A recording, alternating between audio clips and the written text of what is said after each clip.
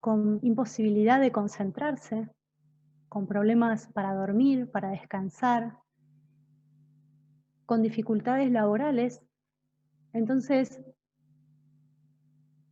todas estas interrelaciones que mencioné y que sigo mencionando también tienen que estar presentes a la hora de la propuesta terapéutica.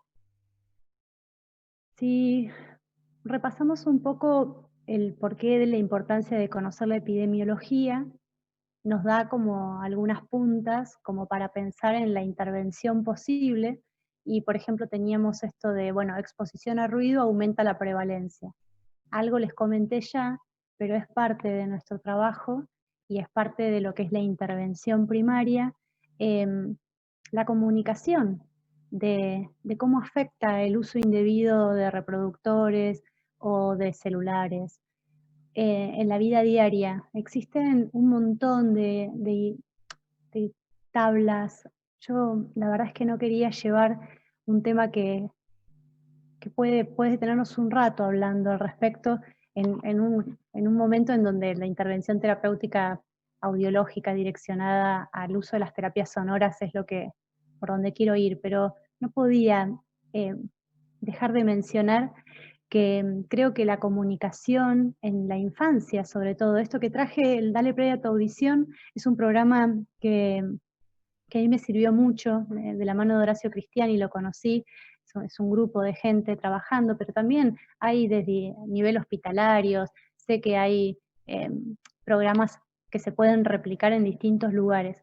A mí me vino bien porque cuando mi hijo estaba en séptimo grado, antes de que se fuera de la escuela primaria, surgió la posibilidad de dar una charla, eh, y la realidad es que fue increíble lo que vivencié, ya de eso hace 2 años. Cuando uno les cuenta a los chicos, y eran creo que de quinto a séptimo, la atención con la que me escuchaban, el cómo se propagaba el sonido, el cómo a través de un reproductor, según si estaba metido adentro el auricular o afuera cambiaba. Conceptos como que cuando ponen el sonido en una habitación silenciosa, eh, lo que llega a la membrana e impronta es una cosa y que cuando suben el volumen porque hay ruido afuera, el incremento que no lo notan es real y existe y que empieza a lesionar, que nadie está diciendo de que no los usen. O sea, todas estas cosas que falta comunicar van a hacer una gran diferencia, porque pensar que no se van a usar los reproductores mm, es como es dificilísimo. Pensar que la limitación vaya a salir desde los dispositivos también, porque la realidad es que hoy la sonoridad y la calidad sonora permite ampliar en audífonos y en tecnología de sonido muchísimo los campos con buena, sin distorsión. O sea, porque así como los audífonos antes por ahí amplificaban hasta frecuencias, no sé, 6000 Hz con buena calidad, pero cuando uno quería subir el parlante del auricular, y esto no lo hemos hablado y es importante, pero los rangos de amplificación de un audífono, el rango de amplificación frecuencial en el que funciona un audífono cambia en función del parlante que utilizamos. Cuanto más potente, más limitada es la salida. ¿Por qué? Porque si no distorsiona. ¿Qué nos pasa en las cabinas audiométricas cuando queremos hacer eh, evaluación de altas frecuencias? Hay que pasar a insert de Hood, o sea, hay mucho que aprender ahí en la relación entre intensidad, sonoridad y calidad.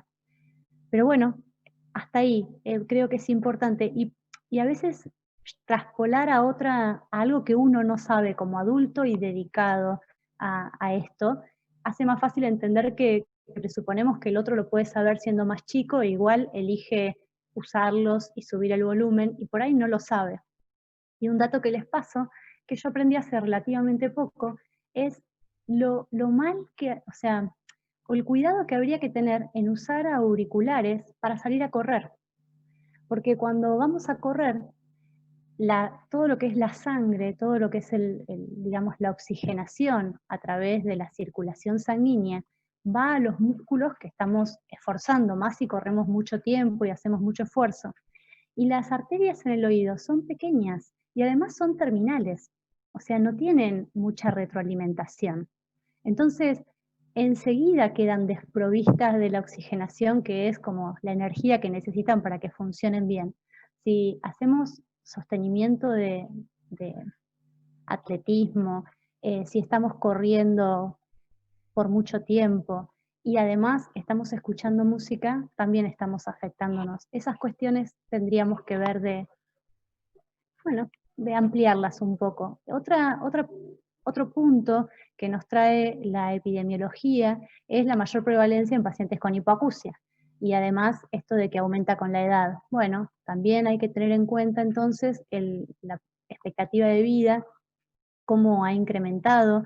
La hipoacusia es una de las patologías, las alteraciones que acompañan más a los adultos y que además es la más solapada, como que les cuesta mucho, porque aún con todos los avances que hay hoy al respecto de que los audífonos eh, vienen a ser herramientas tecnológicas que los conectan, por lo menos en gran medida a comparación con años atrás.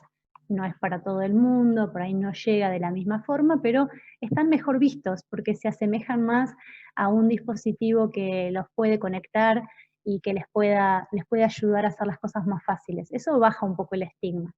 Pero la realidad es que el estigma asociado a vejez de los audífonos es muy fuerte y está muy arraigado y cuesta mucho que aún conociendo que deberían equiparse, se equipen más si ni saben que deberían equiparse.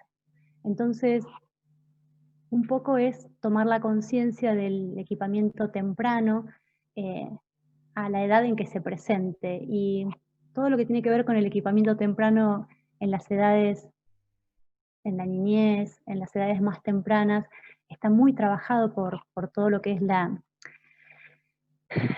el área de incumbencia audiológica, por suerte, por las grandes implicancias que tiene en el desarrollo del lenguaje, una hipoacusia tratada lo antes posible.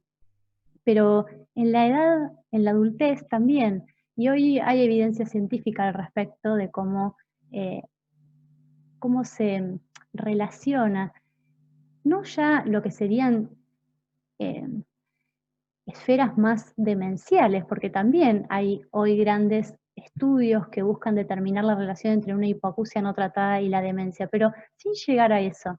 El nivel de compensación de la hipoacusia a nivel de gasto cognitivo, a nivel del esfuerzo de escucha, ¿qué significa, por ejemplo, ante una audiometría como la que tenemos en pantalla? Significa que la persona no puede escuchar lo que se le dice, que tiene problemas para comunicarse uno a uno, o en un lugar en donde no hay mucho nivel de ruido. No, probablemente no, pero abajo les pongo un gráfico que ya vengo usando, así que seguramente muchas lo habrán visto, pero que es bastante clara la analogía de que si en un texto tenemos una frase en alfanumérico, por ejemplo, y la queremos leer al principio nos puede costar, pero si prestamos atención la resolvemos. Pero a nadie se le ocurre andar leyendo un libro en clave alfanumérica, porque hay mucho esfuerzo detrás de eso.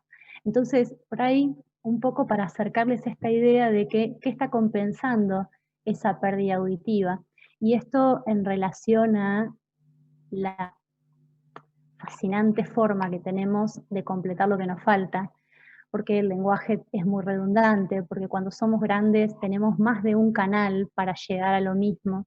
Y entonces muchas veces pasa desapercibido. Y cuando uno empieza estas consultas con, sobre todo, la intención de ayudar a una persona que con esa pérdida auditiva tiene un acúfeno incapacitante, es importante qué significa equiparlo. No solamente es mejorar las referencias, sino es disminuir ese esfuerzo.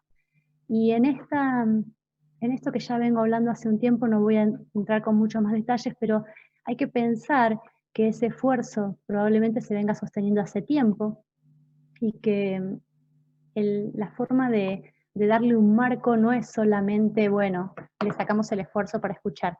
No, ya hay una atención, hay un hábito de una manera de moverse, de estar, de pertenecer.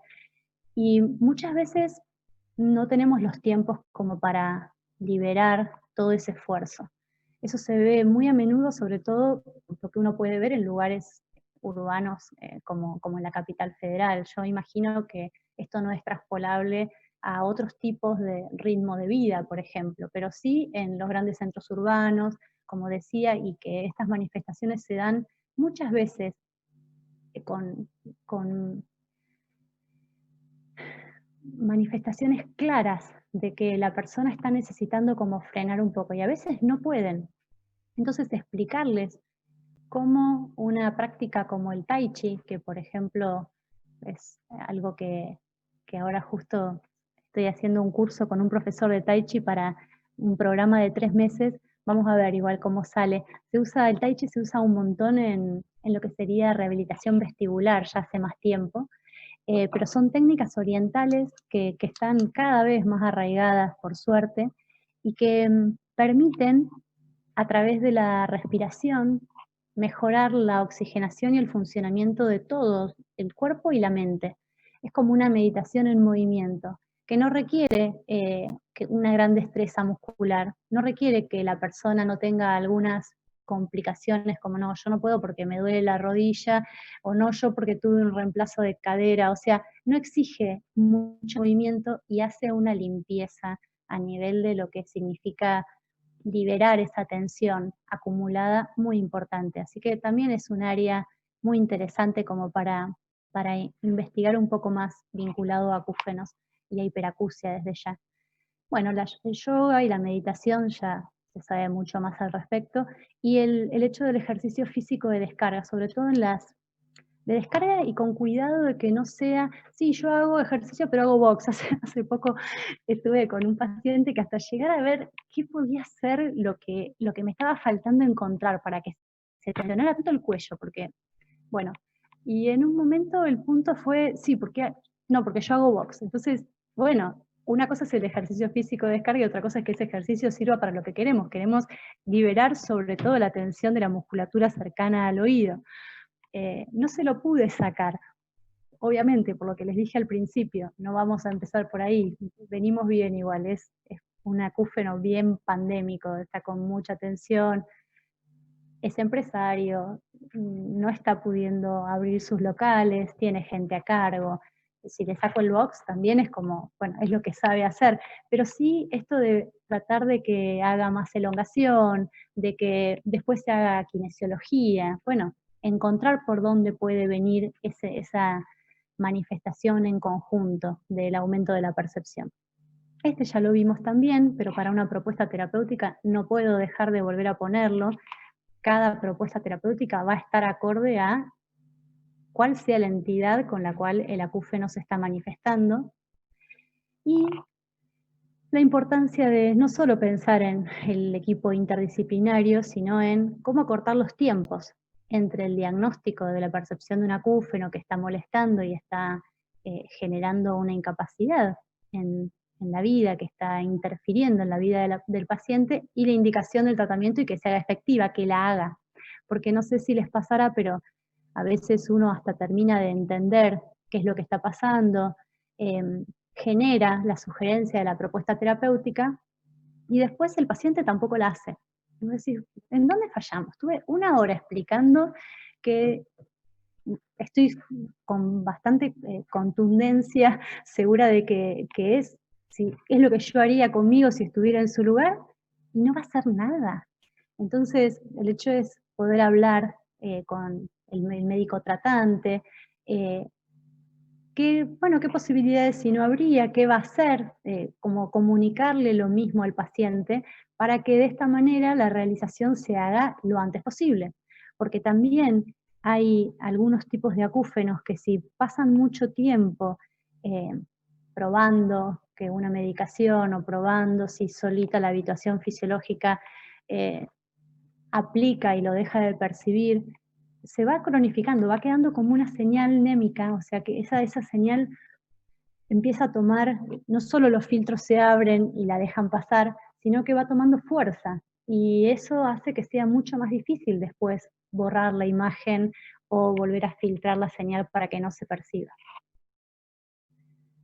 Entonces, la propuesta terapéutica la vamos a hacer posterior a la evaluación, en función de la evaluación del paciente, enmarcada bajo un criterio que permita delimitar las acciones y objetivos esperados, que se puede evaluar su eficacia y o permita replantear lineamientos. Esto es bastante interesante porque yo creo que todas nosotras hemos escuchado que las propuestas de terapias sonoras para acúfenos generalmente se pueden evaluar entre el año y a veces los 2 años de aplicada. Bueno, piensen si ustedes van a empezar una propuesta de este tipo.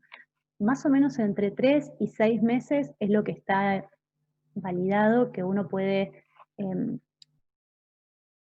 que uno puede encontrar un cambio referido a una intervención. Entonces, la realidad es que más o menos es el tiempo que yo propongo que se maneje. 3 meses de estar utilizándola, tendría que empezar a dejarnos ver que es el camino correcto, y más o menos 6 meses, el punto en donde si no hay cambios, bueno, se tiene que buscar otro tipo de intervención.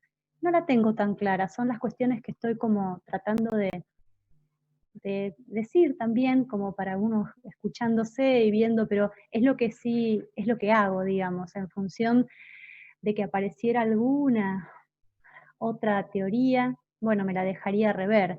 No se me ocurre poder dejarle a un paciente un generador de ruido sin ningún cambio 6 meses y decirle, no, pero todavía no estamos en tiempo de, a esto me refiero. Que se pueda transmitir la terapéutica al paciente, o sea, que le podamos decir qué tiene que hacer y que lo entienda. Para eso es fundamental el, el primer control cercano, el hecho de que le demos las pautas y no lo dejemos un mes hasta ver cómo las está aplicando. Yo creo que ese primer control tiene que ser muy cercano, que podría ser un control telefónico, que podría ser un control por videoconsulta. Bueno, hoy se nos abren un montón de perspectivas para pensarlo, pero la realidad es que hay que chequear qué entendió y sobre todo si la propuesta terapéutica surge de un día en donde se evaluaron algunos aspectos, en donde se probaron algunos dispositivos y se le dio la indicación. Es mucha información y es fundamental que les quede claro qué tienen que hacer, de qué manera. Entonces, tenemos un montón de sustratos fisiopatológicos y patológicos que pueden generar la aparición de acúfenos. No podemos pensar que hay un único tratamiento. Como vimos, tenemos la parte, digamos, que lo ponemos como etiológico, como una forma de delimitar, que si se puede trabajar sobre la causa, o está claro qué es lo que los puede estar generando, va a ser la primera medida. Y si no, se trabajará con el síntoma, con la reacción al síntoma. Fíjense que sobre la izquierda dice acompañamiento terapéutico en todo el periodo. Esto es muy importante, como les decía, aún en los momentos en donde el médico por ahí está buscando terminar el diagnóstico y necesita o está haciendo una terapia, porque por ejemplo en una hipoacusia súbita, el tiempo en que se busca el restablecimiento a nivel de la aplicación de corticoides es grande, es un tiempo largo. Y yo no sé, las que estuvieron el sábado escucharon la contestación de Clemencia Barón también respecto a cuánto tiempo esperan antes de intervenir una hipoacusia súbita, y dijo algo así como, bueno, son más o menos 2 meses, pensando en que con las audiometrías de control estuviera estabilizado, que no hubiera fluctuaciones audiométricas. Yo hace poco en un ateneo médico con un grupo grande también de otorrinos, al hablar de hipoacusias súbitas, pregunté lo mismo y me hablaron más o menos de un mes de estabilizado. O sea, entre que está el tratamiento, entre que se estabiliza, pasa un tiempo y a lo mejor el acúfeno se mantiene. Entonces, hacer un contacto durante ese periodo para poder explicarle, para anticiparle, para darle alguna herramienta que vaya ayudando, me parece que es sumamente importante. Algunas de las propuestas para cuando no se puede trabajar directamente sobre la etiología, o sea que estamos hablando de un acúfeno idiopático o con bases o sustratos fisiopatológicos que no son claros o son muchos y se pudo trabajar alguno, pero el acúfeno quedan la opción de usar estimulación auditiva, terapia cognitiva conductual, farmacoterapia, neurobiofeedback, que sería todo lo que tiene que ver con estimulación más muscular, la neuromodulación y la fisioterapia, entre algunas. Lo que pasa es que estas son las que están propuestas por la TRI también en ese cuadro que les mostré de digamos, de distribución de los estudios para ir encontrando respuestas diagnósticas.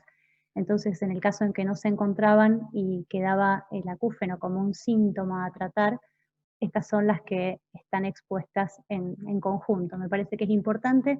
Hoy voy a hablar de estimulación auditiva, pero como les decía, les traje algo de farmacoterapia.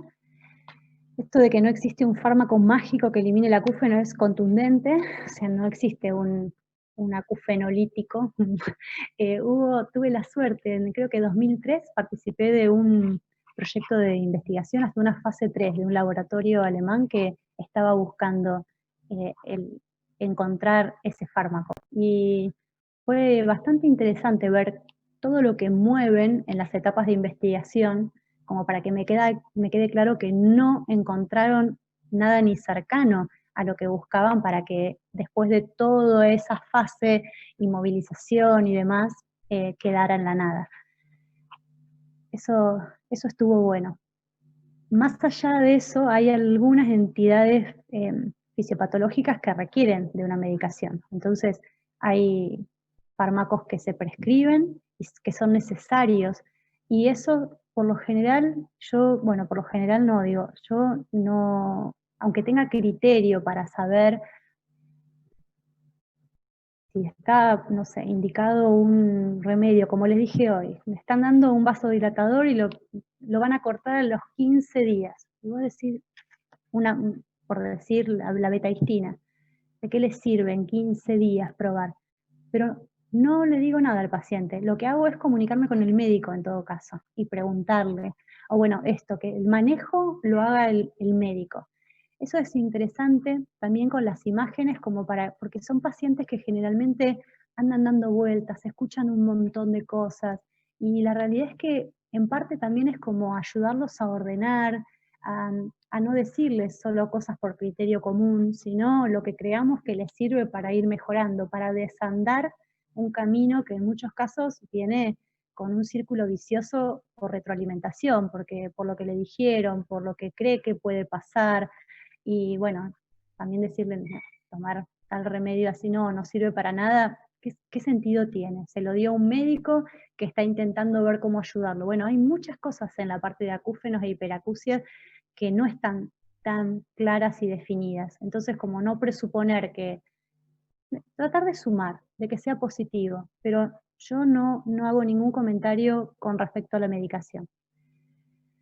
En acúfenos agudos son más eficaces, muchas veces son necesarios. En acúfenos crónicos que están cronificados, lo que yo veo es que son menos eficaces. A veces hay un efecto placebo. Bueno, son cuestiones que hay que verlos con el médico. Los más utilizados, vasodilatadores, ginkgo biloba. El ginkgo biloba es digamos, un preparado que nace de un árbol. Es impresionante. Y el té de ginkgo biloba se consigue en las herboristerías y tiene implicancias bastante positivas en un montón de otras cuestiones de salud. Con lo cual también hay pastillas, pero también se le puede, eso sí, sugerir como algo que no le va a restar y que puede estar bien. Pero mejor si lo hace el médico también. Dentro de pensar una estimulación auditiva, tenemos que decir, bueno, ¿y qué queremos hacer? Porque estimulación auditiva es sumamente amplia. ¿Qué vamos a utilizar como objetivo para que nuestra estimulación auditiva nos lleve a lo que queremos buscar? Y en ese caso surgen varias alternativas. Una sería, bueno, realizar un enmascaramiento, que es utilizar sonido para tapar la percepción del acúfeno.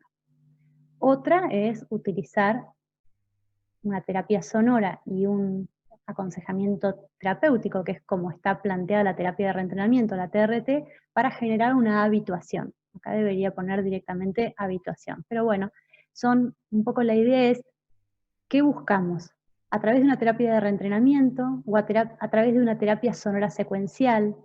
¿En qué se diferencian? Como les decía recién, la terapia de reentrenamiento, la TRT, que es la que surge del modelo neurofisiológico y es la que proponen para dar respuesta a todos esos mecanismos implicados, busca la habituación. Entonces la estimulación o la parte de terapia sonora no la utilizan nunca tapando el acúfeno, lo utilizan al mismo nivel en un punto de mezcla que ahora vamos a ver, que permite que el cerebro, si busca, encuentre el acúfeno. Es como una forma de justamente tener una detección que permita habituarse. Si lo están tapando, no se puede habituar al estímulo.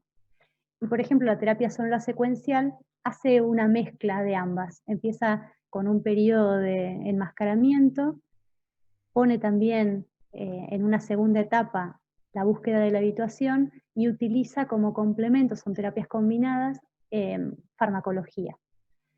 En la terapia de discriminación auditiva, que lo que hacen es sumarle a la habituación una técnica de atencional.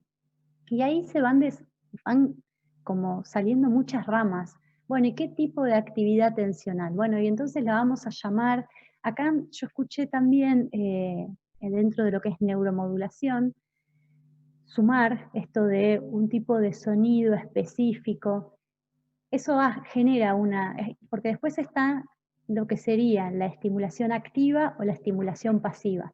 Pero de todas formas, lo importante es determinar con qué terapia vamos a trabajar con el paciente que tenemos. Y si estamos usando la colocación de un estímulo que va a generar la atención, por ahí estamos haciendo una modificación de la terapia de reentrenamiento. Está muy bien. Inhibición residual sería, como vimos, utilizar esta prueba que la usamos en la acufenometría con un objetivo de terapéutico. Después de generar una inhibición residual por tanto tiempo, durante tanto tiempo, el efecto sería la disminución del acúfeno por un periodo mucho más prolongado que ese que aparece en la prueba después de estimular 1 minuto. El enriquecimiento sonoro es una forma de estimulación auditiva también que sirve para un montón de situaciones. El enriquecimiento sonoro puede servir para generar como una distracción. El enriquecimiento sonoro puede servir para relajar, no prestar atención a un ruido externo, por ejemplo, en una hiperacusia o ante una situación de un paciente que tiene molestias por un sonido que está generado ahí como cercano entre algo psicológico y algo más de hiperacusia. Es muy rico el uso del enriquecimiento sonoro del ambiente, viene de hace años, está cercano a la idea de usar el agua como relajante también. El ruido blanco, para los que no lo saben, es un ruido que lo que tiene es un componente con la misma intensidad de todo el espectro frecuencial de la audición humana. Claramente, si está grabado en MP3 está recortado en agudo, si está grabado en WAV está más extendido, pero la idea de por qué se usa tanto como estimulación de terapia sonora del ruido blanco es porque podemos prever con qué intensidad se está estimulando todas las frecuencias de la cóclea.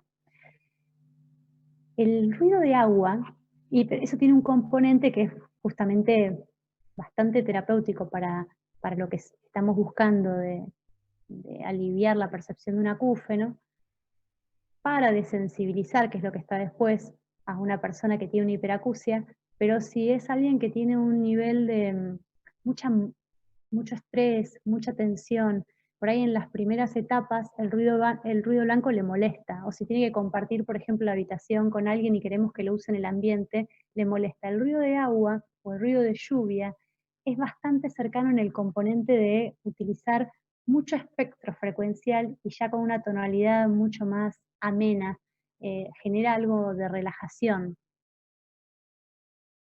Si pensamos en la terapia de reentrenamiento como la alternativa para implementar, tenemos que pensar qué estamos buscando. ¿Vamos a ir sobre lo que está generando el acúfeno? No. ¿Vamos a impedir que se detecte a nivel subcortical? No, porque si se está generando, digamos, a nivel subcortical está llegando la información. Lo que busca es cortar lo que sería entre el sistema subcortical y la parte cortical, reforzar ese filtro para que la información no pase. Y de esa forma empezar a eliminar lo que son las reacciones automáticas y los aspectos emocionales que se vinculan a que lo esté percibiendo. A medida que uno baja la percepción, empieza a disminuir la asociación emocional y la reacción al síntoma. Y como esto disminuye, también se fortalece la generación de filtros. Yo ahora recién buscaba el caso que les decía de la persona que em, había consultado por un acúfeno tonal continuo y que en el medio del proceso le había aparecido uno pulsátil. Fue increíble escuchar cómo, después de haberle comentado cómo funcionan estos sistemas de filtraje y demás, él solo pudo ver cómo el mismo estímulo que sentía con el pulso, que no había variado, porque esto es de una semana a otra, al bajar la cabeza y sentir que estaba su pulso cardíaco ahí en el oído, después de saber que el ecodoppler le había dado bien, de que era algo normal, de que escuchara su latido ante ese esfuerzo, el mismo sonido había, o sea, lo podía escuchar si lo buscaba, pero si no, no le molestaba, o se daba cuenta que lo escuchaba y que ya estaba mucho más bajo, hasta en intensidad.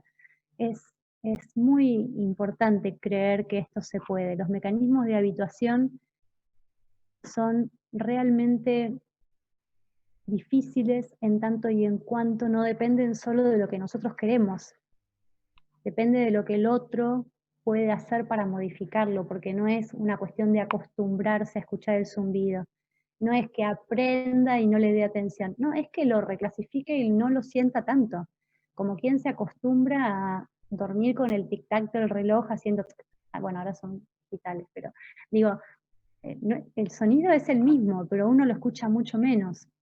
Eso es habituar. Para eso hay que reclasificar, para eso hay que generar que ese estímulo pase a ser neutro.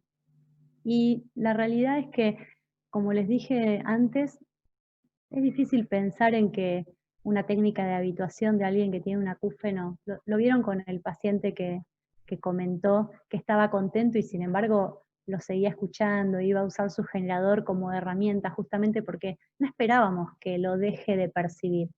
Pero fue muy distinto en él cómo esa herramienta le permitió tener una percepción sin incapacidad, o sea, una percepción que cuando aparece él tenía el recurso, que podía modularla, que podía controlarla, creo que la palabra es eso, controlarla. Pero esos son para algunos casos, para otros casos se logra disminuir la percepción hasta el punto en donde creo que lo más común es esto que te dicen, mira, yo hace años que escucho un acúfeno, pero no me molesta. Es como que cuando iba a un lugar silencioso lo escucho más bajo, lo escuchaba bajito, estaba ahí, pero ahora está muy alto. No me permite trabajar, no me permite concentrarme. Si uno vuelve a bajar esa percepción al nivel inicial, también está logrando una habituación. No está desapareciendo la señal, pero la está logrando. Y en algunos casos también lo dejan de percibir. Para eso es fundamental el acompañamiento terapéutico, como les venía diciendo, lograr que eliminen las falsas creencias, pero para eso hay que escuchar cuáles son sus falsas creencias, no las que nosotros creemos que el paciente tiene. Tiene que poder sentirse interpretado, tiene que poder sentir que entendemos lo que le está pasando y confiar en que lo que le estamos diciendo es lo que tiene que hacer para salir adelante. Y sostener el proceso. Yo creo que ahí es una de las puntas más importantes que hay que lograr. Por eso enmarcaba esto de los tiempos, porque la realidad es que en gran parte, digamos, sí, el gran cambio fue en el momento en donde no, aunque anden bien, lo seguís sosteniendo hasta que terminen los 6 meses o los 3 meses según los que hayas pautado. Sí es verdad que el seguimiento de un paciente con acúfenos puede, si vos decís, bueno, te veo cada 15 días y estás haciendo una técnica de habituación, supongamos que no tiene pérdida auditiva, y a los 15 días te tiene que venir a ver, o al mes te tiene que venir a ver, también hay un refuerzo. Yo le digo, yo me llamo Magalí Acúfeno Legari. O sea, y dice, estaba bárbaro hasta ayer que te tenía que ir a ver. Y voy a decir, bueno, después aprendés, está bien. Entonces es como también aprender en quedar en un segundo plano cuando ves que la persona ya está logrando una modulación en donde a veces lo escucha, pero muchas veces no, y eso no pasaba cuando lo evaluaste por primera vez. Es como, y está ahí sostener la terapia sonora, extender los tiempos de consultas. Eso no significa desaparecer, significa que si necesita consultarte algo te va a buscar, significa que igual vas a pautar ir despegándote, pero paulatinamente, a los 15 días, al mes, a los 2 meses. Y eso me parece que es algo fundamental en estos procesos. Las herramientas para hacer una terapia sonora van a depender de qué necesitemos. O sea, podemos tener un audífono y pensar que esa es una terapia sonora. Después del corte les voy a contar un poco más específicamente cómo podemos categorizar terapia sonora. Pero entonces, un audífono puede ser un implante coclear, un implante osteointegrado, un audífono con un generador de ruido, porque hoy se llaman duales. La mayoría de los audífonos, y ya no importa el costo, porque en realidad el generador de ruido está como hoy casi la conectividad, desde las líneas más bajas. Están en casi todos los modelos. Quedan unos cuantos modelos que no tienen generador de ruido, y la verdad que como consejo es que aunque el acúfeno baje con la sola mejora de estimulación periférica a través del audífono, si tiene un acúfeno es interesante que tenga alguna forma de generación de ruido el audífono, o por la conectividad a una app, o por asociación a una web, pero si lo tiene el audífono está bueno. Hay también generadores de ruidos que vienen sin audífonos, o sea, sin amplificación, solo el algoritmo de generador de ruido. Estos se conocían, no sé si traje, no, creo que lo traje como para decirlo, pero me parece fundamental. También se ha avanzado mucho en los generadores de ruido, porque cuando yo empecé todavía se veían muchos generadores de ruidos en formatos intracanales.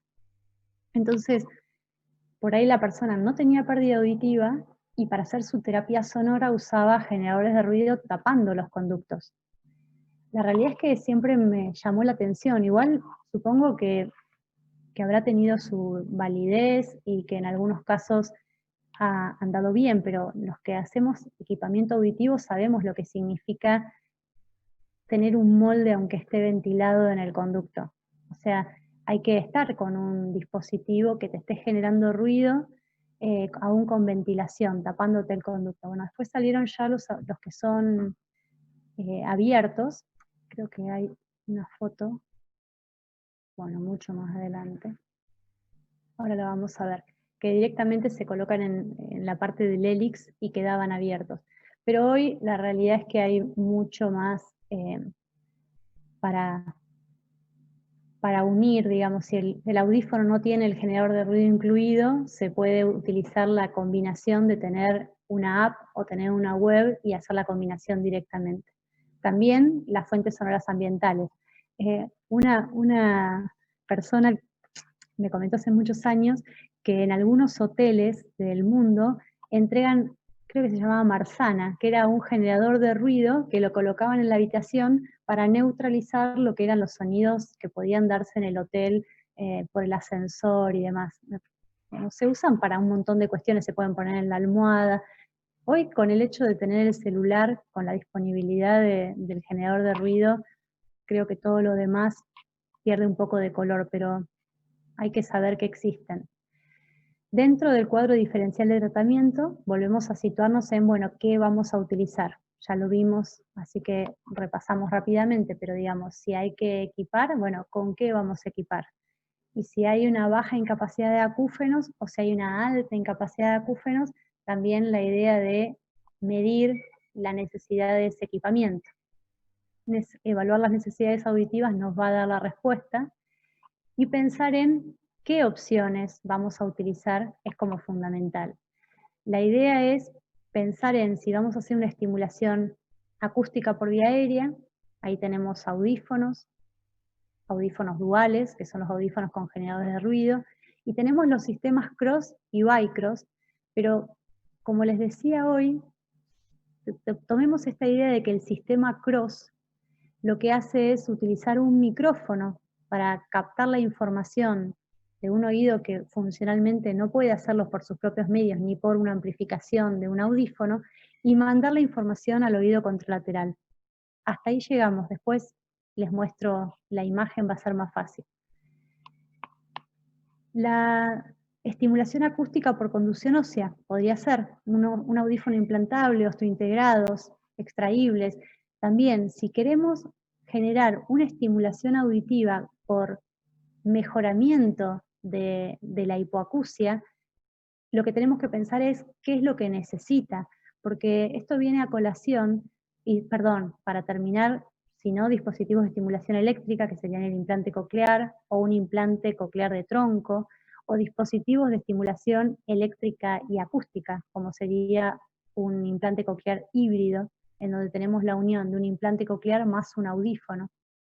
Y pensar que lo otro con lo que contamos son dispositivos de transmisión de la señal acústica a otro dispositivo receptor, que podría ser un audífono o un implante coclear. O sea, diferenciar un poco de qué estamos hablando cuando hablamos de opciones de equipamiento.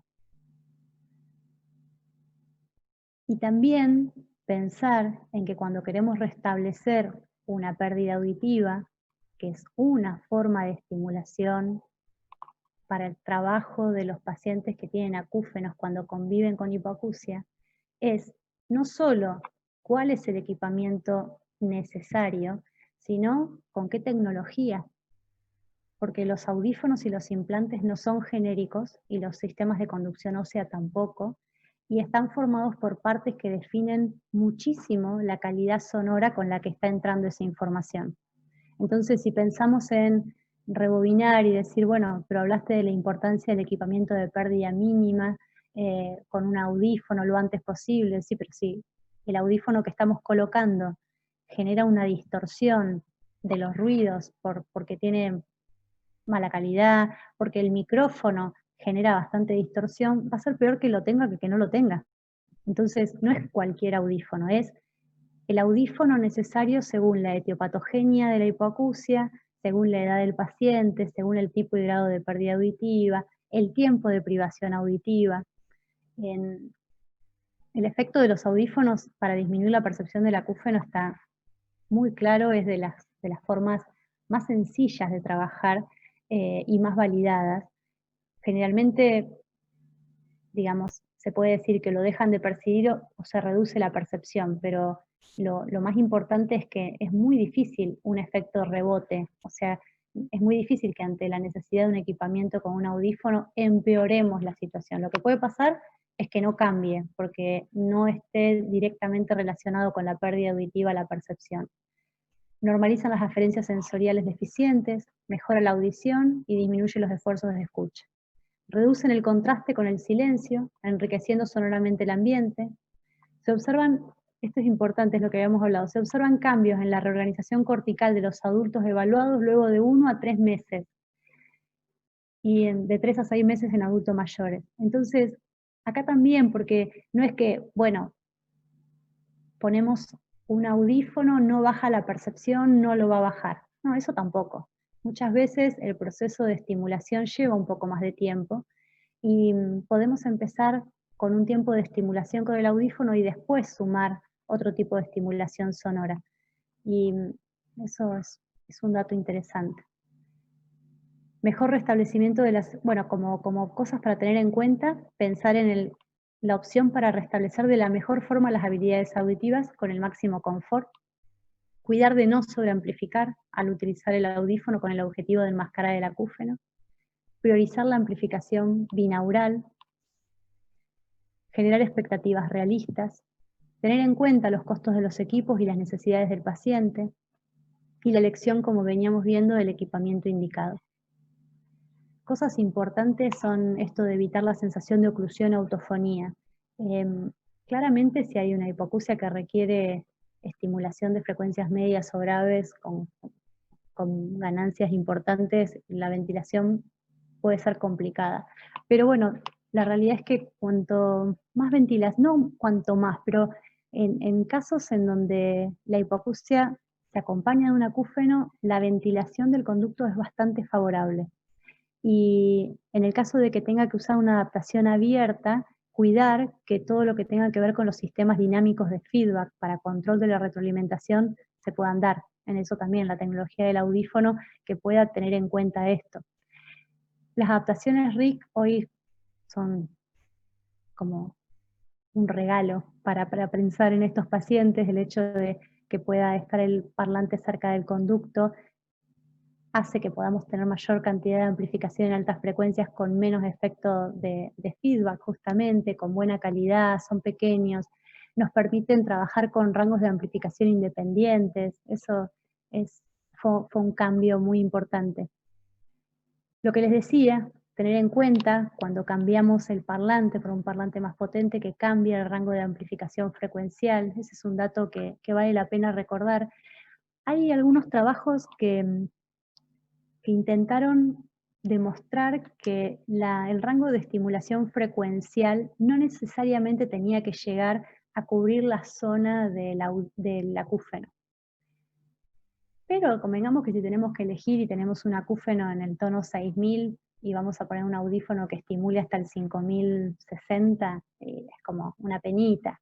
La realidad es que hoy sabemos que la tonotopía coclear tiene su relación directa con lo que estamos estimulando a nivel coclear.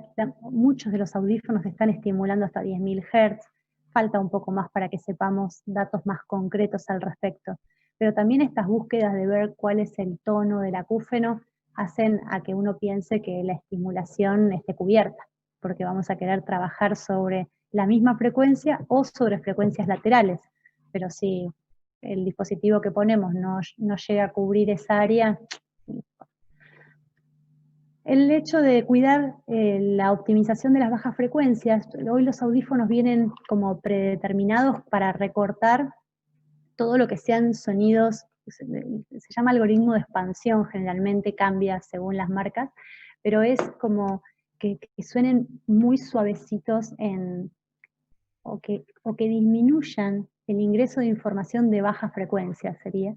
Entonces lo que hace es anular el ruido del motor de la heladera, del aire acondicionado, y justo no es lo que queremos enriquecer. Por ahí a veces veo que hay audífonos que están adaptados para un paciente que tiene acúfenos, que no está puesto el generador de ruido porque están esperando a ver si con la estimulación baja la percepción y están totalmente recortados. Entonces, pues, después le van a poner el generador de ruido y antes tienen el umbral de expansión como... Entonces, esos puntos, aprender qué hace un algoritmo y cómo utilizarlo según el objetivo que buscamos con el paciente es clave. Entonces, eso, cuidar de desactivar todos estos protectores para que solo el audífono detecte lo que es el lenguaje o la voz y corte todos los niveles de ruido es algo importante. Ahí también, controlar las necesidades de reducción de ruido automático. Bueno, y los incrementos progresivos en ganancia y en rango frecuencial para privaciones auditivas de mucho tiempo tiene que ver con estas situaciones en donde se puede estar uniendo la hiperacusia con reclutamiento, o porque hay hiperacusia, o hay mucha sensibilidad por hipoacusias de larga data. Bueno, acá les traje el caso de una paciente que se llama Gloria, que tiene, para cuando yo la conocí, tenía un Menier de bastante tiempo sin equipamiento, un acúfeno bastante complicado, pero además tenía muchas limitaciones laborales y, bueno, es post equipamiento, para que la puedan escuchar. Suban los parlantes, ¿sí? Porque el audio sale un poco bajo.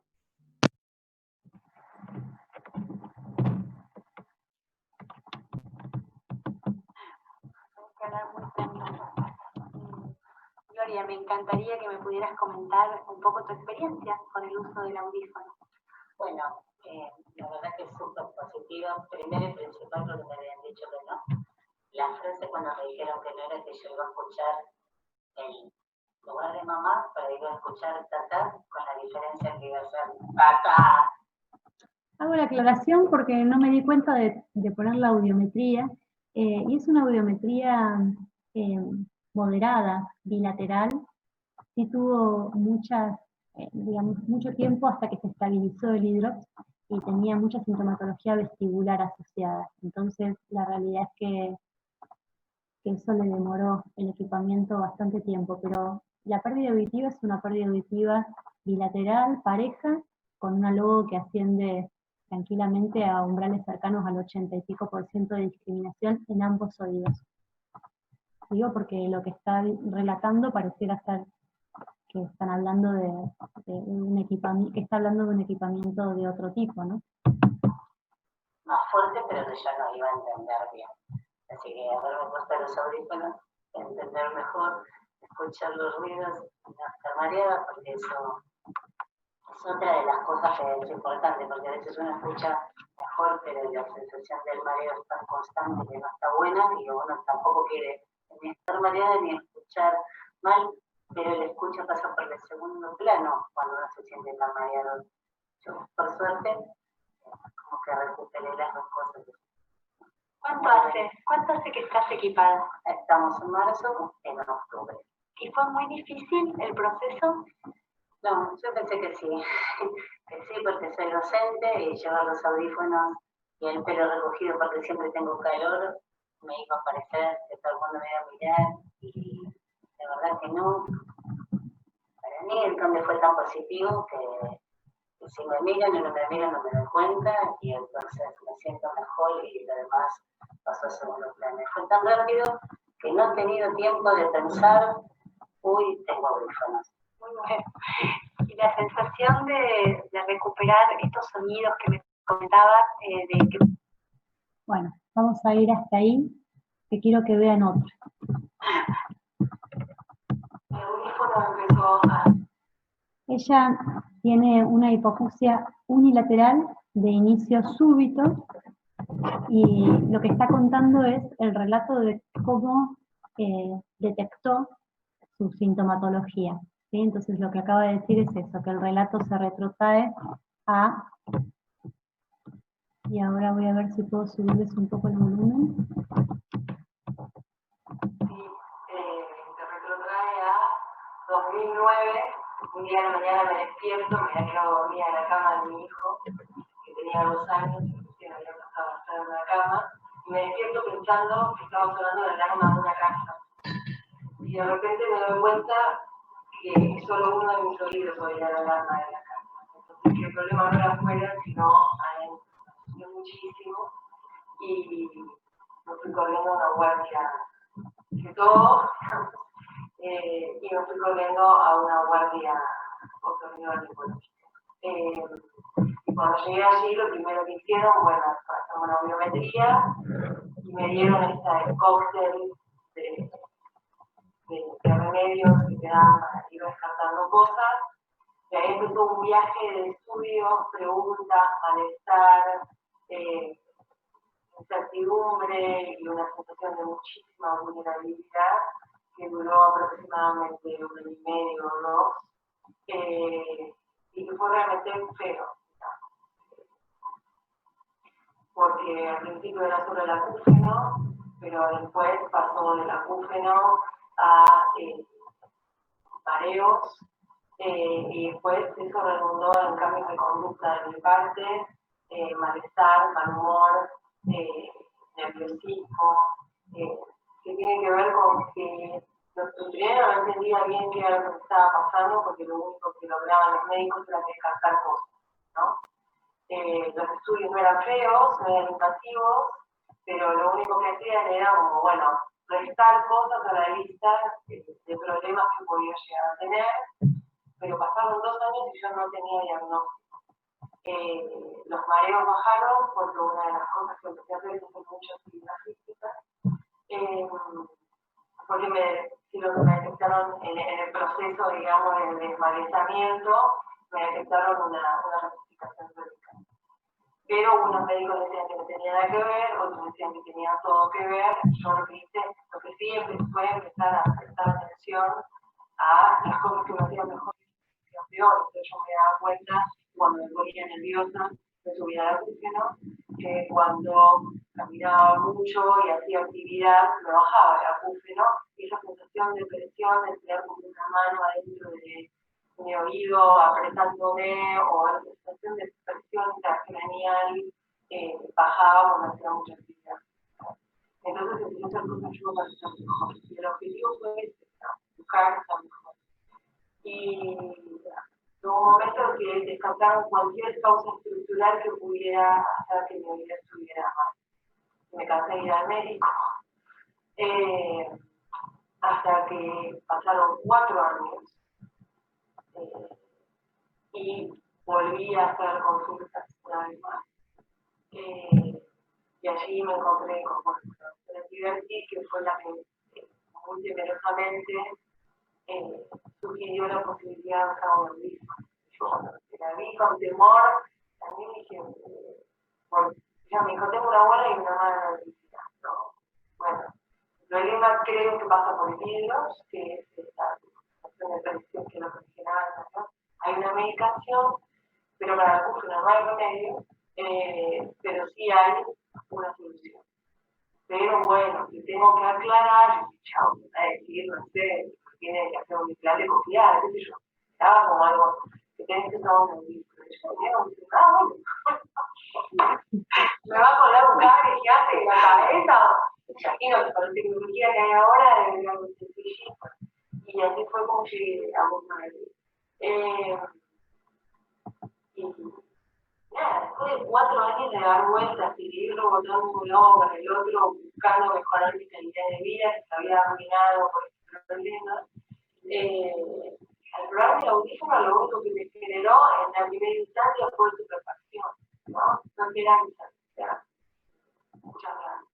Estuve en análisis cuando me contaban con mi psicoanalista, y yo te decía, por primera vez después de 4 años tuve la esperanza de poder sentirme mejor. Para mí eso, hoy, después de un año de usar el audífono, me sigue funcionando, ¿no? Porque lo que mejoró mi calidad de vida, pero sustancialmente pude volver a ser yo. Bueno, me parece que está buenísimo, ¿no? Quiero aclarar que lo que le dijo la doctora tiene ya mucho tiempo. Es una paciente que debe tener, si no es 2011, entonces realmente han cambiado mucho las concepciones de lo que significa el equipamiento, no solo para un acúfeno, sino para un hidrops. Bueno, creo que lo que hay que encontrar de interesante es lo que ella nos pudo contar. ¿Vieron la emoción que tuvo? Y ya hacía un año que estaba equipado, lo que tiene que haber pasado previamente. Otro punto fundamental es el pensar en si el audífono es suficiente. Y en esto, bueno, ahí puse SMP, que es Silvia Mastroianni Pintos, porque en realidad esta placa la armé cuando ella volvió en 2011 también y me comentó que justamente estaba la posibilidad de pensar en un implante coclear cuando, no deben estar escuchando muy bien,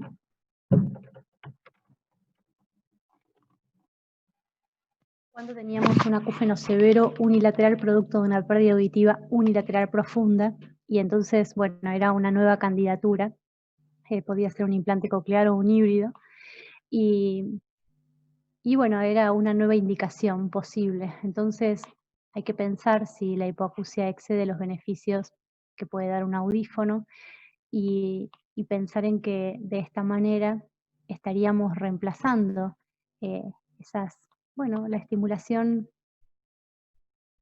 empobrecida que podría dar una amplificación acústica cuando no es suficiente por una estimulación eléctrica que, a nivel de lo que se puede observar con los pacientes, rara vez no da un efecto positivo. No es en todos los casos, pero la verdad es que esa estimulación que vendría como a mejorar rápidamente las áreas corticales que estaban necesitando reorganizarse, y de la forma en que lo hace genera un beneficio bastante importante. No es para todos los casos y no hay forma de anticiparlo, con lo cual hay que tener cuidado con las expectativas que se manejan, pero sí saber que ante la situación de tener una pérdida auditiva, como se marca acá, severa o profunda, y que con un audífono podemos ver que la restitución es muy pobre, bueno, como con un implante coclear logramos una estimulación mucho más completa. Y esta cuestión de determinar, bueno, esto es lo que acabo de decir, que si el motivo de consulta es, como en este caso, un acúfeno en el oído izquierdo con una pérdida total de discriminación logoaudiométrica ¿Qué opción tenemos? ¿Qué podemos pensar? Bueno, ¿vamos a poner un implante coclear o vamos a poner un sistema de cruce, que es lo que un poco les esbocé antes? En este caso, si el motivo de consulta es un acúfeno, el sistema de cruce no va a dar una estimulación que genere una disminución de la percepción del acúfeno. Entonces puede ser que no podamos poner un implante coclear o porque no sea candidato o porque no se pueda, pero no hay forma de pensar que una estimulación auditiva que no sea la de un implante coclear va a generar una terapia sonora que va a estar pensada para el oído izquierdo.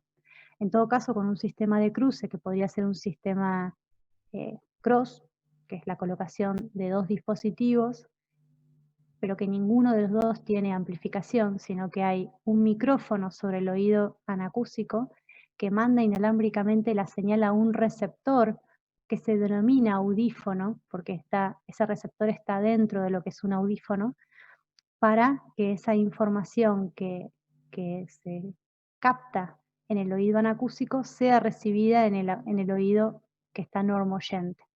Pero entonces no está haciendo ninguna estimulación sobre el lado anacúsico.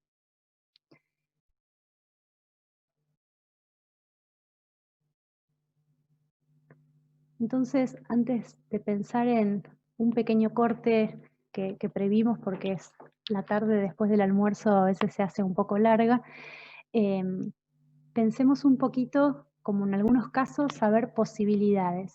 Entonces yo digo, bueno, esta persona, a nivel de los estudios audiométricos, y no sabemos el diagnóstico, tiene un acúfeno en el oído derecho. ¿Qué pensamos? ¿Vamos a hacer un equipamiento uni o bilateral? El acúfeno está en el oído derecho. Entonces, piensen un minuto. No sé si... ¿Quién va a estar con la parte de preguntas? Por ahí si me ayudan, por ahí se va a hacer un poco más dinámico. Hola Maga, yo voy a estar, Vero. Ah, Vero, dale, genial. ¿Qué te parece ¿Qué querés vemos, hacer? a ver, yo quiero hacer alguna pregunta y ver después cómo la resolvemos. Entonces, si pensamos en que tenemos un acúfeno en el oído derecho, ¿que alguien se anima a decir qué haría con el equipamiento? Pensando en que la estimulación que vamos a hacer es con un equipamiento, ¿sí? ¿Equiparían un oído o ambos oídos? ¿Vos querés que escriban en el chat lo que Sí, proponen o alguien que las chicas? quiera abrir el micrófono, como hacerlo un poquito más dinámico. Van a ser 3 casos. Si alguien quiere, si no, sigo hablando yo porque la verdad que todo el día estar hablando, ya me di cuenta, viste, que vine como media máquina. ¿No? No hay nadie que se ofrezca en el chat para pedir el micrófono. Bueno, perfecto. Vamos, seguimos. La idea es que tenemos que tener en cuenta, bueno, eso, la etiopatogenia, porque por ejemplo, acá hay un comentario, perdón, si ver. querés te lo leo. Sí, Mirna claro. Coglitore dice, yo diría que el equipamiento debería ser bilateral porque es importante equipar los dos oídos. Muy bien. Sí, gracias por el aporte. Un poco la idea es pensar que Perdón, pero si es para tratar el acúfeno, aclara el oído derecho. Bien, en este caso, la parte que no vimos, que es muy importante, es cuál es la etiopatogenia de la lesión en el oído derecho. Y es un neurinoma que va a ir a una operación quirúrgica, o sea que van a tener que hacer una cirugía.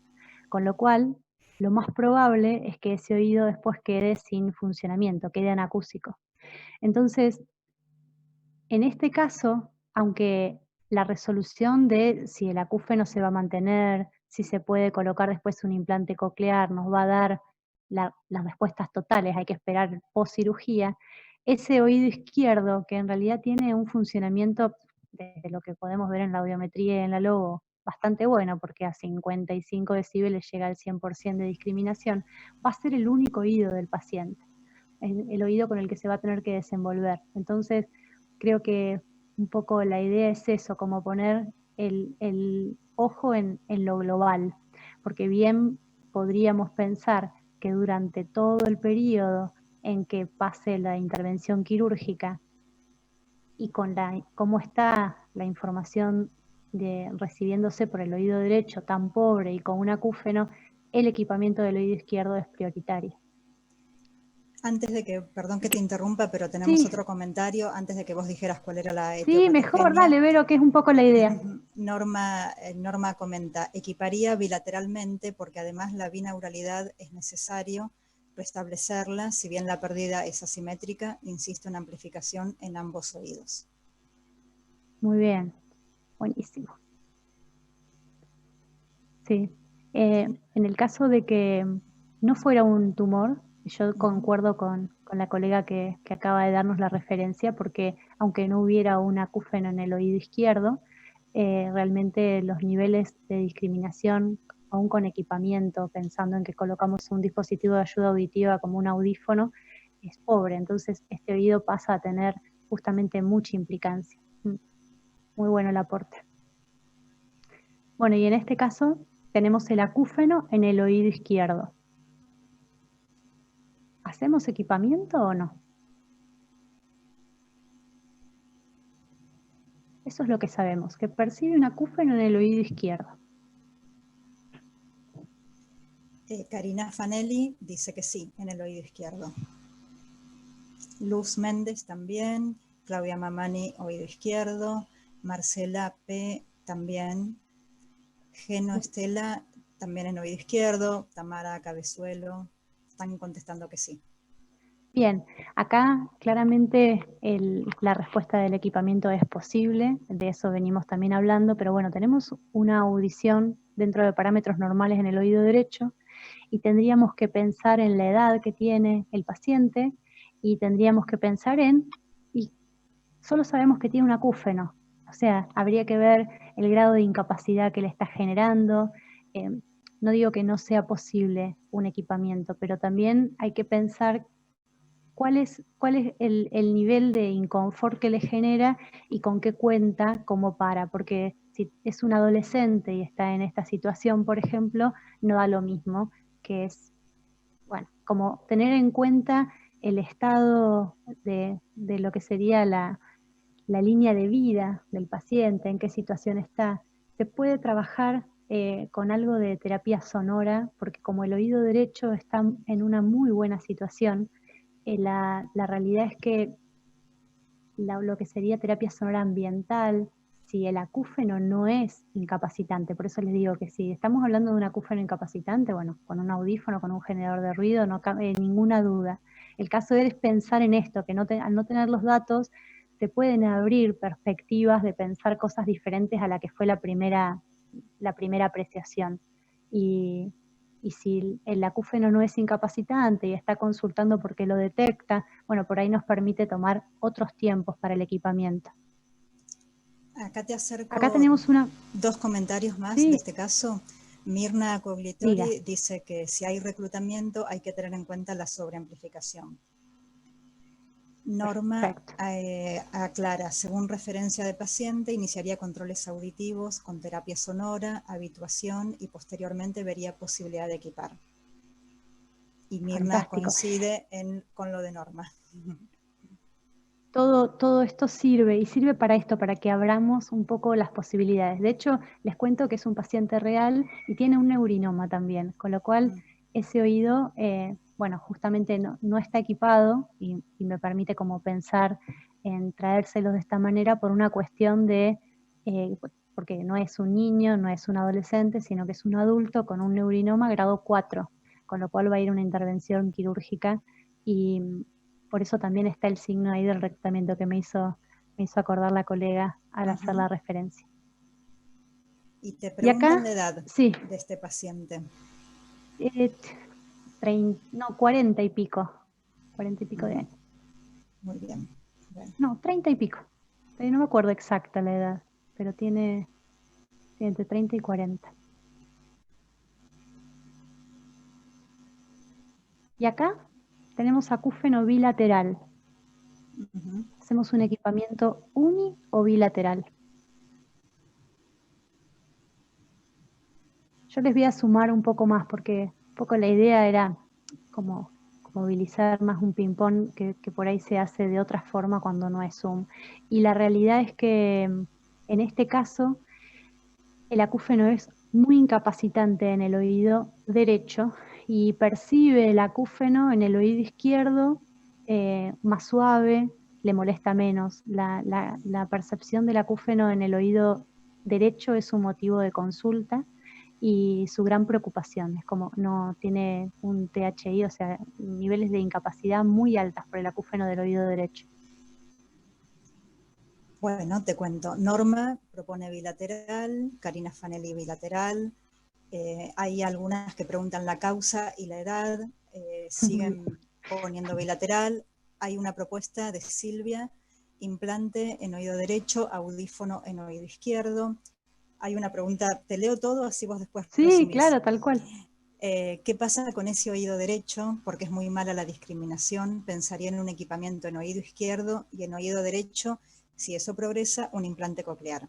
Hilda comenta, implante para el oído derecho, audífono para el oído izquierdo. Esas son Sí, las fantástico. Bueno, estos son 3 propuestas. casos de neurinomas a resolver. Este paciente también va a tener una operación en el oído derecho, así que la propuesta de pensar en un implante coclear sobre ese lado es prioritario. La realidad es que el equipamiento bilateral, y está muy bien tomando los primeros comentarios, yo había hablado de que si el acúfeno es incapacitante sobre el oído derecho en este caso, y pensamos supongamos que no podemos pensar en un implante coclear. Entonces también podríamos pensar en un sistema Bicross, ¿no? Con un micrófono colocado en el oído derecho y que esa información ya sí vaya a un audífono sobre el oído izquierdo, un audífono con muy buena calidad sonora como para generar mejoras en la comunicación con ruido de fondo y con las claves temporales y frecuenciales afectadas sin generar distorsión propia por el equipamiento. Con ese tipo de sistema Bicross podríamos mejorar su comunicación, pero no vamos a estar haciendo efecto sobre lo que es la disminución de la percepción del acúfeno en el oído derecho. Y con esa logo, en esa situación en que está marcada, que es con un nivel muy bajo de discriminación posible, aún con la mejor amplificación, se pueden bajar muchísimo los niveles de percepción del acúfeno. O sea que yo coincido, si no supiéramos que se puede intervenir con un implante coclear o no supiéramos que el diagnóstico nos habla de un neurinoma para operar y es una hipoacusia asimétrica con una alta incapacidad por acúfeno del oído derecho, la posibilidad de equipamiento bilateral también hubiera sido mi opción de tratamiento. Muy bien. Hay 2 comentarios más que coinciden en eso. Dale. Siendo un acúfeno bilateral y la regla de oro es evitar el silencio, equiparía, nos dice Norma. Y Tamara Cabezuelo dice que sí, equiparía de forma bilateral y bimodal. Buenísimo. Bueno, vamos a ver un poquito algo de tratamiento de hiperacusia como más direccionado antes de cortar unos minutos. Pensemos que si tenemos una hiperacusia y lo que queremos hacer es mejorar el nivel de aceptación de la sonoridad de ese paciente, tenemos que pensar en una desensibilización al sonido. En parte, todo lo que tiene que ver con el counseling que vimos para acúfenos sirve igual para acá, eliminar las falsas creencias, esta cuestión de que no piensen que el proceso va a seguir en avance y que entonces van a tener que quedarse recluidos. Bueno, de esas historias ya no se escuchan tanto, pero no fue hace tanto tiempo que vino de raíz Argentina y que me acuerdo que escuchamos algunos procesos de trabajo no con ERRAIS, pero digo, en un lugar en donde se hicieron muchos comentarios de formas de atención de pacientes. Uno de ellos me quedó en la cabeza, que tenía que ver con mantenerlo en una habitación silenciosa a la persona, para que no se incrementara la sonoridad. Bueno, la realidad es que es verdad que es difícil trabajar sobre procesos sintomatológicos que no tienen un ABC, o sea, como decir, bueno, ya sabemos que es por esto, hay que hacer esto, pero también hay que tratar de pensar en qué podemos hacer como tratamiento que ponga a la persona en situación de poder seguir viviendo su vida y que cada vez la pueda vivir mejor. En eso viene a colación el tema de los usos de de los auriculares o de los protectores para aislarse de los sonidos cotidianos. O sea, una cosa es la protección de sonidos que son dañinos, que tienen que ver con situaciones de exposición laboral, como podrían ser armamentismos, como podría ser una metalúrgica. Ahora estoy con un paciente que trabaja desde muy chico en una fábrica de cortan vidrio. Y bueno, y así de metalúrgicas y demás también. En este caso de este paciente, además, es baterista y además ha escuchado música durante muchos años con sonidos muy fuertes. Y la disyuntiva está en que querría dejar la fábrica del padre, dejar la moladora de vidrio, digamos, para dedicarse a la música y grabar con altos Maga, niveles de sonoridad. Sí, Maga, ¿qué pasó? discúlpame que te interrumpa. Habíamos planificado un pequeño corte en este Sí. momento. No sé si vos lo tenés en mente. Ah, sí, pero no sé por qué pensé en terminar. Está bárbaro. Lo De dejamos 15:15 acá, a cortamos y 15:30. volvemos y media. Dale, bárbaro. Volvemos y media. Buenísimo. Y son Disculpa, y 20 entonces, son y volvamos. 20. ¿Qué ¿Volvemos igual y media? Como vos quieras, a mí me da lo mismo. Si podemos respetar el comienzo de la Sí, segunda volvamos y parte. media. Buenísimo. Dale, y media volvemos. Bárbaro.